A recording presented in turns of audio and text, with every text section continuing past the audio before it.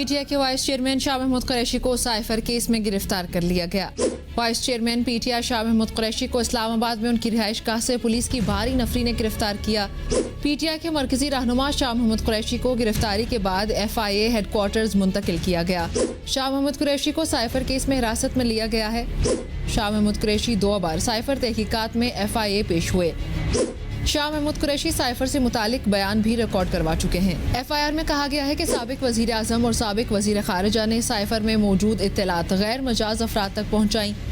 سابق وزیر اعظم اور سابق وزیر خارجہ نے حقائق کو توڑ مروڑ کر پیش کیا۔ سابق وزیر اعظم اور سابق وزیر خارجہ نے سائفر میں موجود اطلاعات غیر مجاز افراد تک پہنچائیں۔ ایف آئی آر میں کہا گیا ہے کہ سابق وزیر اعظم اور سابق وزیر خارجہ نے ریاست کے مفادات کو خطرے میں ڈالا۔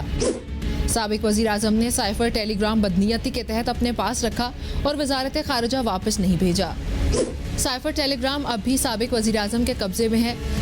سائفر ٹیلی گرام کو غیر قانونی قبضے میں رکھنے سے پورا سائفر سیکیورٹی سسٹم خطرے سے دوچار ہوا۔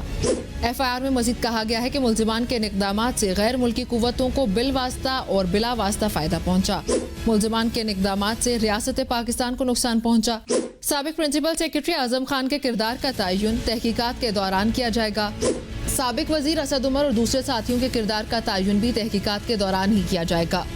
سابق وزیر اعظم اور سابق وزیر خارجہ کے خلاف آفیشیل سیکرٹ ایکٹ کی دفعہ 5 اور 9 لگائی گئیں۔ سابق وزیر اعظم اور سابق وزیر خارجہ کے خلاف پاکستان پینل کوڈ کی دفعہ 34 بھی لگائی گئی ہے۔